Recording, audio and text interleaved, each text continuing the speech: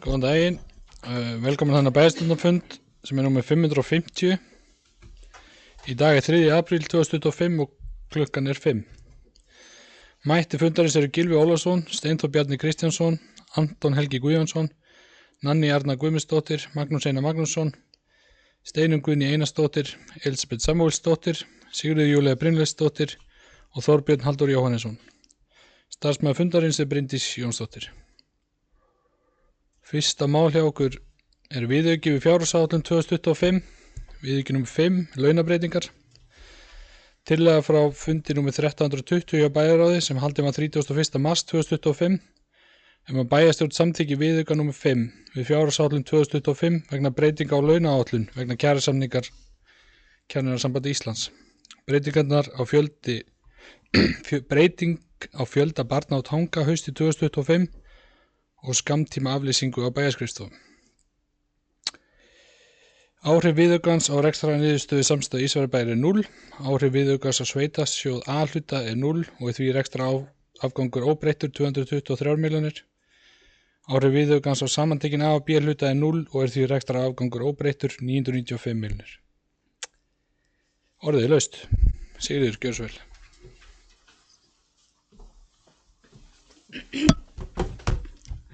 Forseti og aðrir tilheyrendur. Hér erum við með viðauka vegna launahækkana.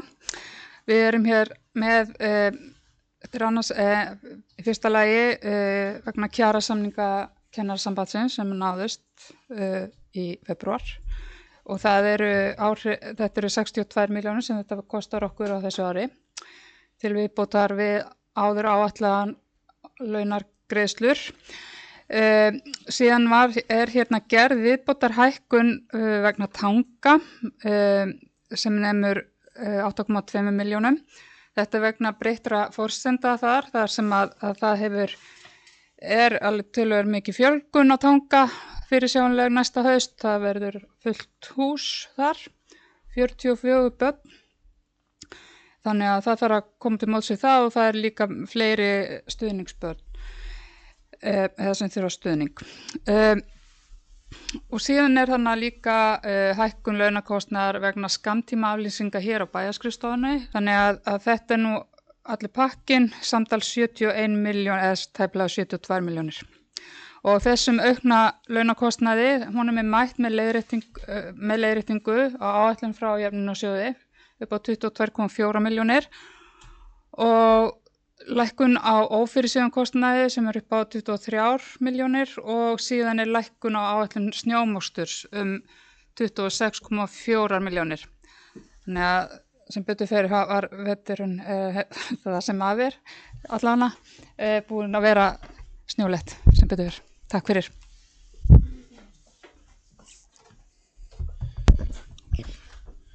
Takk fyrir það. Eru fleiri sem vilja taka til máls? Svo er ekki það með ég gefa mig merki ef þeir eru sammála þessu. Þetta er samþykkt með öllum atkvæðum. Það er komin í annað mál sem er viðauki við fjárhagsáætlun nr. 6, endurbætur vegna safnahús. Tillaga frá fundi 1320 hjá bæjarráði. Fundurinn var haldinn 31. mars 2025 að bæjarstjórn samþykki viðauka nr. 6 við fjárhagsáætlun 2025 vegna endurbóta barna- og ungmennadeild bókasafnsins á Ísafirði. Ári við haukans á rekstrarniðurstöðu samstæðu Ísafjarðarbæjar 0, ári við haukans á sveitasjóð A-hluta 0 eða óbreytt afkoma upp á 223 milljónir. Ári við haukans á samantekin A og B-hluta 0 eða óbreytt afkoma upp á 995 milljónir. Orðið er laust. Sigríður, gjörðu svo vel. Já, forseti og aðrir tilheyrendur. Þetta er vegna fyrirhugaðra framkvæmda í barna- og unglingadeild á bókasafni og þetta er gert í tilefni af 100 ára afmæli hússins sem við ætlum að halda upp á núna 17. júní. Þessar framkvæmdir voru kostnaðarsamari en gert var ráð fyrir í fjárhagsáætlun auk þess sem það var óljóst hvort ákveðin verkefni ættu heima undir framkvæmdum eða rekstri. Þannig að en þetta eru 4 milljónir króna sem ræðir hana. Takk.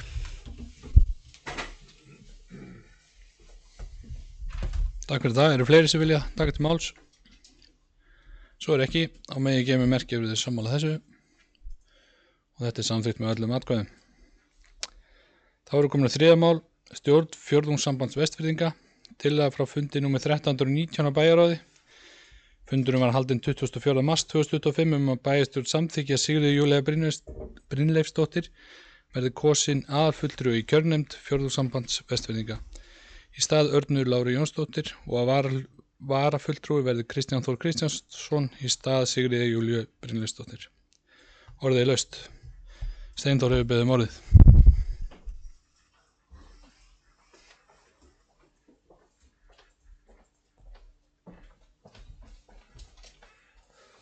Forseti, það er tilheyrendur, ég óska eftir að víkja fundi vegna tengsla við umrædda mannesku á meðan á því stendur. Það er skammakorðið.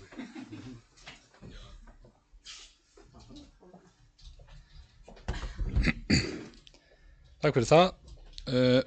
Eru fleiri sem vilja taka til máls undir þessu lið? Svo ekki. Þá megi gefa mér merki ef þið eru sammála þessu. Og þetta er samþykkt með öllum sem eru viðstaddir. Þá erum við komin í 4. mál á dagskrá sem er körfubíl, viljayfirlýsing kaup á körfubíl NH 587.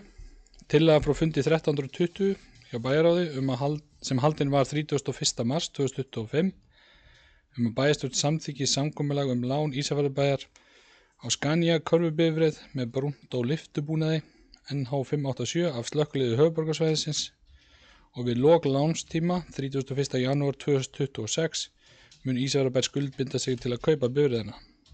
Orðið er laust. Sigríður, gjörðu svo vel. Forseti og aðri tilheyrendur, ég ætlaði bara að upplýsa að það kemur ekki fram í inngangi en er að ræða áætlað verð fyrir þessa, nei, ok, má ekki segja það. Ásakið, já, ok, þá ætla ég ekki að segja neitt. Takk.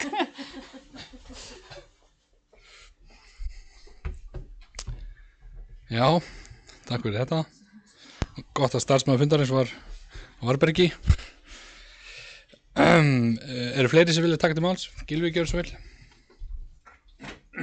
Já, forseti og aðri tilheyrendur, af því að bæjarstjóri fipaðist aðeins við þetta, að þá held ég að sé ágætt að við upplýsum að málefni körfubíls hafa oftsinnis verið hér til umræðu. Við samþykktum kauptilboð í annan körfubíl fyrir nokkrum mánuðum síðan eða vikum og fengum hann svo ekki, var það ekki, já, þegar að það kom sem sagt annað boð sem var hærra í þann bíl.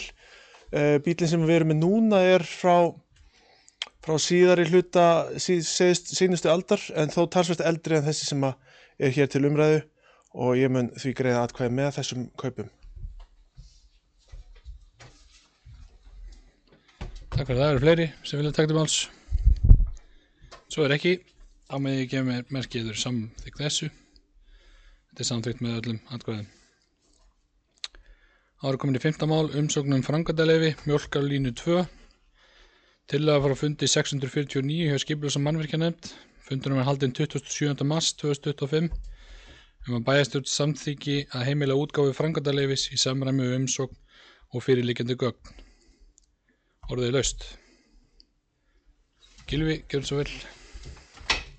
Já, forseti, ég vil bara fá að fagna því að þetta mál sé að potast áfram. Þetta er hluti af innviða uppbyggingu Landsnets og svokölluðu áttukerfi sem að verið er að byggja með því að búa til hringtengingar í svona búblum og þannig að þetta er búið að vera langt og strangt, allt og strangt en ég fagna þessu og áfram gakk. Takk fyrir það. Eru fleiri sem vilja taka til máls? Svo ekki. Á megi gefa mér merki ef þið sammála þessu. Samþykkt með öllum atkvæðum. 7. mál, Fjarðargata 30 á Þingeyri, lóðamál. Tillaga frá fundi 649 hjá Skipulags- og mannvirkjanefnd. Fundurinn var haldinn 27. mars 2025 að bæjarstjórn samþykkja heimilega útgáfu lóðalegu samnings vegna Fjarðargötu 30 á Þingeyri. Orðið er laust. Nanný, gjörðu svo vel.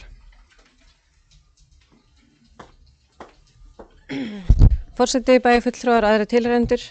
Við hefum fengið svona svipið mál inn til okkar áður þar sem við erum að búa til lóðir utan þegar byggð hús. Við erum búin að selja blokkina í Fjarðarsæti 30 Þingari, Fjarðargötu 30, en við getum ekki þinglýst afsali fyrir en búið að stofna lóð utan blokkina. Og þetta er tillaga frá skipulagsmannvirkjanefnd til ykkar að samþykkja það að við getum stofnað lóð svo við getum þinglýst afsali og klára þetta söluferli með blokkina. Takk fyrir þetta. Eru fleiri sem vilja taka til máls? Svo er ekki. Þá með ég gefa mig merkið eru sammála þessu. Þetta er samþykkt með öllum atkvæðum.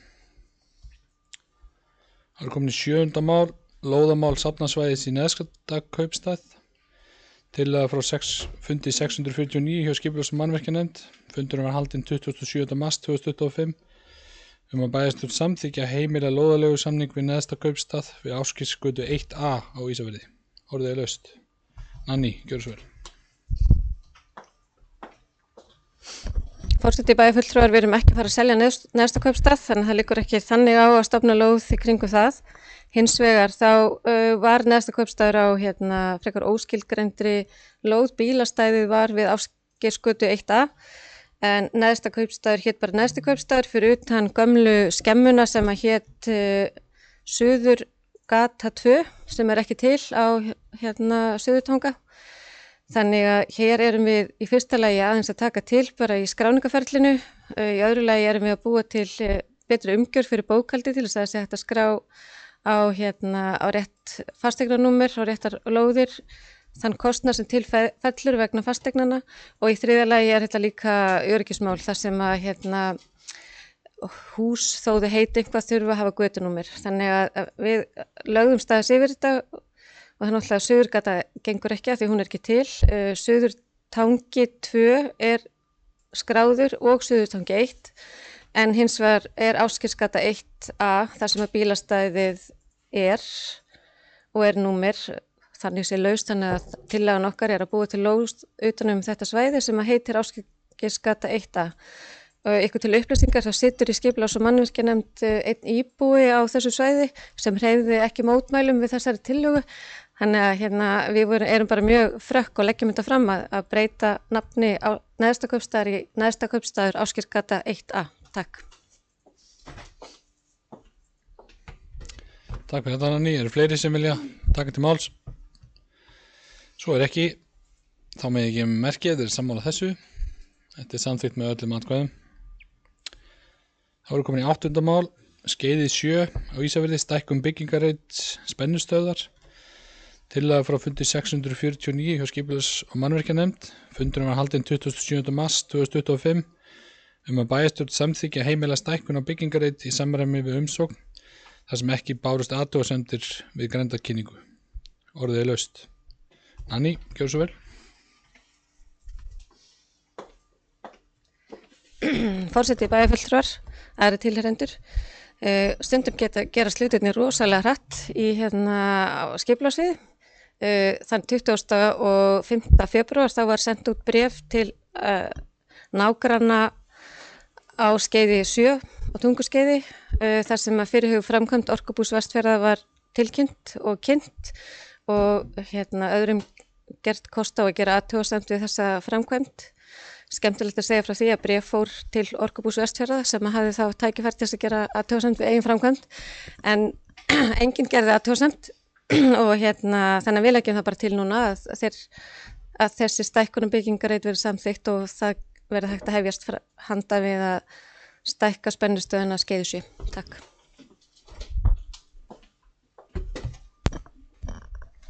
Takk fyrir þetta.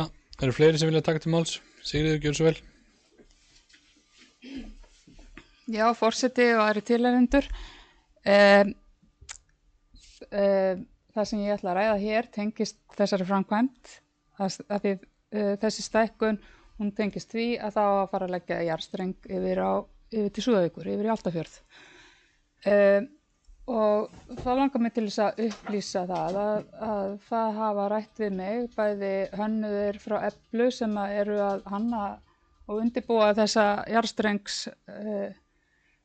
lagningu og eru að hanna það og Vegagerðin sem hafa vakið athygli mín á því að þetta geti verið gott tækifæri fyrir bæinn að sækja styrk eða stuðning til Vegagerðarinnar í sjóð sem að styrkir gerð göngu og hjólastíga og ég var á fundi í dag átti svona upplýsingafund með svæðisstjóra Vegagerðarinnar, honum Pálma í Borgarnesi, þar sem að hann var svona að segja mig frá hvernig þetta virkar og við ræddum það væri áhugavert og spennandi verkefni að gera þetta jafnvel frá Holtahverfi og út í Naustahvilft til dæmis eða bílastæði þangað sem dæmi og þá þegar verið að fara í svona framkvæmd eins og þessa línulögn og þá geti þetta verið hluti af hönnuninni.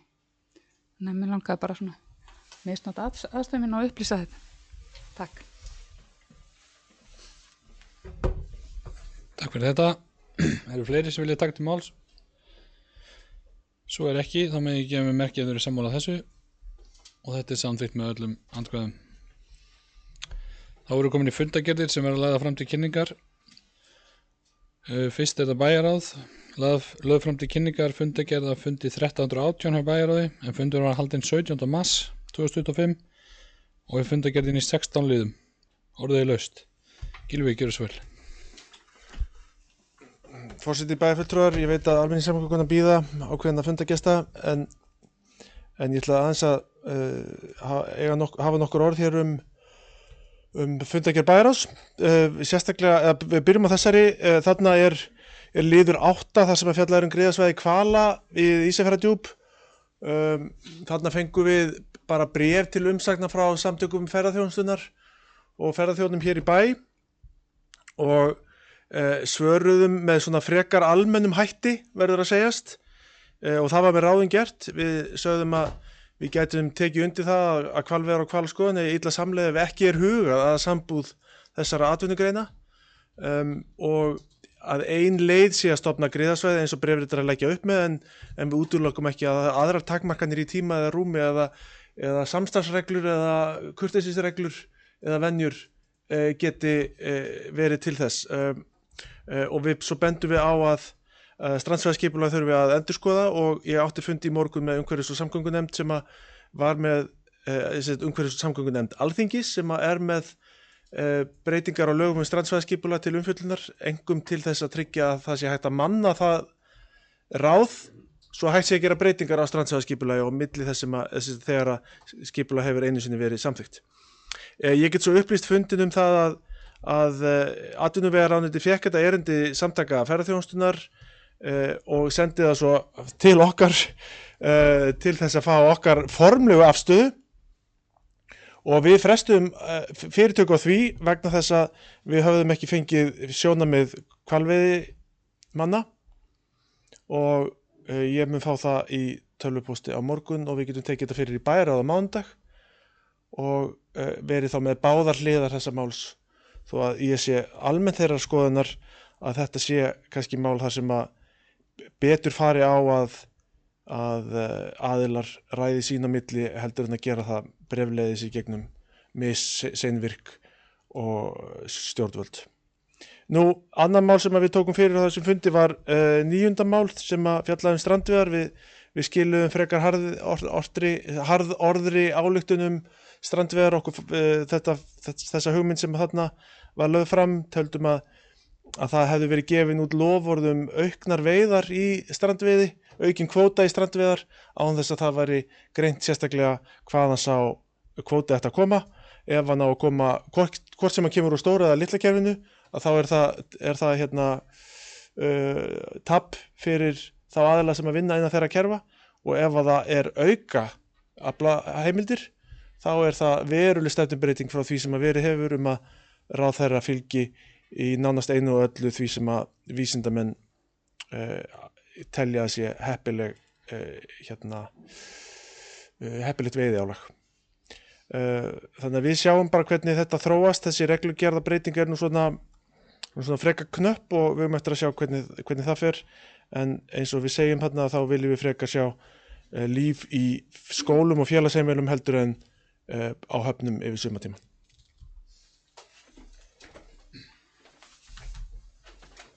Eru fleiri sem vilja taka til máls? Svo ekki, þá þessi fundargerð lögð fram. Það komin í 10. mál sem fundargerð bæjarráðs frá fundi 1319 en fundurinn var haldinn 24. mars 2025 og fundargerðin í 7 liðum. Orðið laust. Það var engin bæðið orðið, þá þessi fundargerð lögð fram. Það komin í 11. mál sem fundargerð frá bæjarráði á fundi 1320. Fundurinn var haldinn 31. mars 2025 og fundargerðin í 11 liðum. Orðið laust. Gylfi, gjörðu svo vel.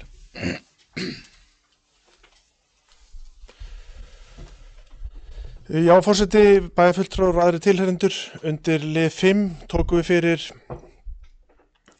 fyrirhugaða breytingar á lögum veiðigjald. Þar var stuttur frestur gefinn til umfjöllunar og hafa verið gerðar athugasemdir við það.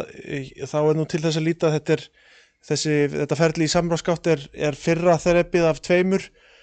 Svo fer þetta náttúrulega í þinglega meðferð og þá kemur þetta aftur til umsagna, en það breytir ekki því að við töldum að þetta væri knappu tími og að það væri betra að gera greiningar sem að næðu niður á hvert sveitarfélag eða jafnvel niður á hvert fyrirtæki, því að í sumum tilvikum eru byggðakjarnar sem að reiða sig á 1 eða mestalagi 2 fyrirtæki. Þetta mikilvægur bransi fyrir okkur hér fyrir vestan, þó að í ferðaþjónusta og Keresis og laxeldi hafi bæst við að þá eru 21% af útsvarsgrunni Ísafjarðarbæjar tengdur fiskveiðum og vinnslu, sem ansi mikið. Við munum halda áfram að vakta þetta. Ég flutti eldræðu á fjórðungsþingi í gær þetta mál og við munum halda áfram að tryggja það ég var að segja að Vestfirðir lendi ekki í skotlínu í hráskinnaleik stóru útgerðarinnar og ríkisvaldsins.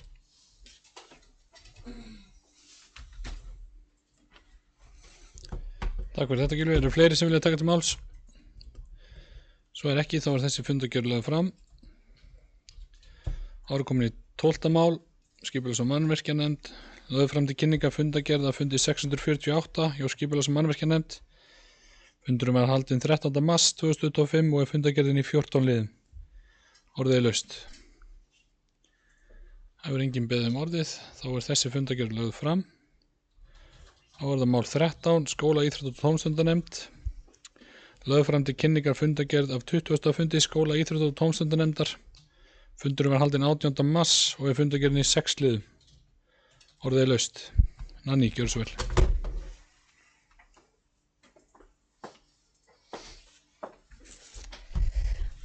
Forseti, bæjarfulltrúar og aðrir tilheyrendur, mér langaði að ræða 2 mál í þessari fundargerð sem við ræddum. Fyrsta máli heitir staða leikskólamála skólaárið 2024-2025, þar sem við vorum að fara yfir umsagnir foreldra út af breytingum á vistunartíma barna í leikskólum núna veturinn 24-25, þar sem við breyttum því að ákveðnum dögum innan skóla ársins þá ætlast til þess að foreldrar skrái börn sín til komu í leikskólana. Við settum einnig upp það reglu að börn sem eru á aldrinum 12 til 16 mánaða geta einungis verið til 3 í leikskólanum en ekki til korter yfir 4 eins og var stundum. Við fengum bæði umsagnir frá foreldrum og kennurum. Kennarar tala að starfsumhverfið hafi róast og það sem miklu meira ánægja hjá börnunum, sérstaklega sem litlu þegar þau eru aðeins styttri í leikskólanum, þar sem þau eru að vakna bara 3 og þá eru foreldrarnir mættir til að sækja þau. Hins vegar kom í ljós að það gæti nokkuð misskilnings með þessa skráningadaga versus skóladagana. Þegar við settum upp gjaldskrána fyrir árið 24 þá vorum við búin að fasa út þessa skráningadaga þannig að þeir eru ekki lengur inn í rukkaða mánaðagjaldinu þannig að það eru færri dagar sem eru inn í rukkaða mánaðagjaldinu fyrir 24 heldur en var 23 og einnig lækkuðum við gjaldskrána held ég bara í mars 24 hækkununa niður í 3,5% minnum í staðin fyrir að hún var 6% sem var þá í anda þeirra kjarasamninga sem voru undirritaðir hérna í mars 24.